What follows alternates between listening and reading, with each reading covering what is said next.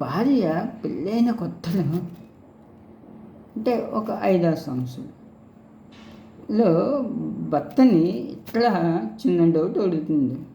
ఏంటంటే డౌటు, ఏంటి మీకు దెయ్యాలు పట్టడం కానీ, కల్లోకి రావడం కానీ, మీరేమైనా చూడడం కానీ మీ జీవితంలో ఇప్పటి వరకు జరిగిందా అని అంటే జరిగిందంట.